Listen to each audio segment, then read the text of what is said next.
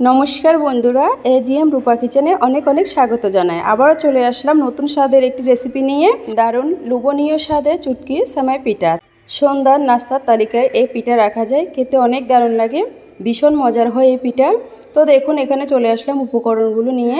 তো আমি এখানে এক প্যাকেট চুটকি নিয়েছি, দেখতে পাচ্ছেন। নিয়েছি কিশমিশ, চিনি, নারকেল, বাদাম, তেজপাতা, এলাচ, দারুচিনি, 1 লিটার দুধ।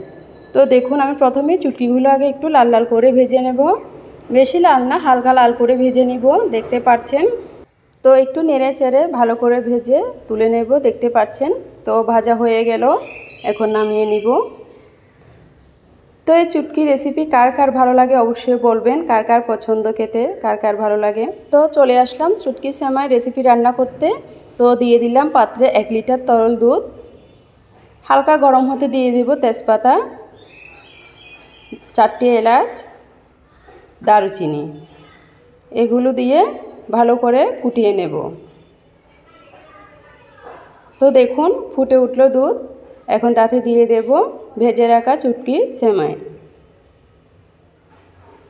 তো দিয়ে ভালো করে নেড়ে চেড়ে দিব, সাথে সাথে নেড়ে দিতে হবে, না হলে নিচে লেগে যাবে এবং দলা পেকে যাবে, তাই সাথে সাথে নেড়ে দিতে হবে।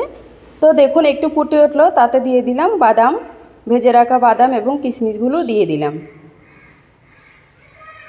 দিয়ে ভালো করে নেড়ে চেড়ে দেব। দেখুন তো দিব পরিমাণ মতো চিনি। চিনিটা আপনার যার যার টেস্ট অনুযায়ী দিবেন, কেউ বেশি পছন্দ করে আবার কেউ কম মিষ্টিটা, তাই ওটার উপর নির্ভর করে দিবেন। তো দেখুন দিয়ে ভালো করে নেড়ে চেড়ে দিলাম, আবারও একটু সেদ্ধ হওয়া পর্যন্ত অপেক্ষা করতে হবে। তো দিয়ে দিলাম পরিমাণ মতো লবণ।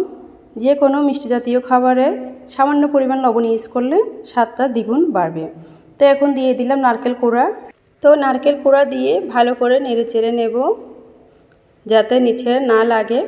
ভালো করে নেড়ে চেড়ে দিব, একটু পরপর নেড়ে চেড়ে দিতে হবে, না হলে পিঠা নিচে লেগে যেতে পারে। তো এখন দিয়ে দিলাম ঢেকে একটু 2 মিনিটের জন্য। তো দেখুন হয়ে গেল 2 মিনিট, চলে আসলাম, দেখতে পাচ্ছেন ফুটে অনেক হয়েছে পিঠা। দেখুন সেদ্ধ হয়েছে ভালো। তো আবারও নেড়ে চেড়ে দিচ্ছি। তো রান্না প্রায় হয়ে গেল, শেষের দিকে রান্না প্রায়। তো ভালো করে নেড়ে চেড়ে নামিয়ে নিব। তো এই রেসিপিটা কার কেমন লেগেছে অবশ্যই বলবেন।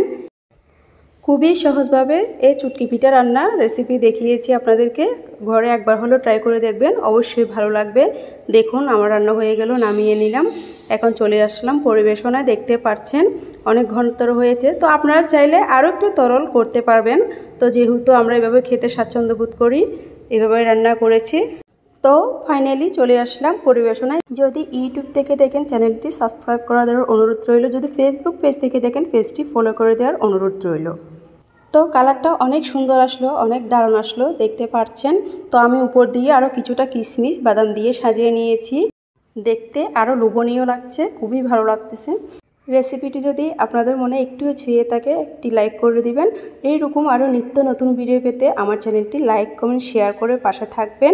অবশ্যই আপনাদের আপনজনদের শেয়ার করে দিবেন। পরের রেসিপি পেতে আমার চ্যানেলটি একটি লাইক করে পাশে থাকবেন। আজ এ পর্যন্ত, সকলকে ধন্যবাদ।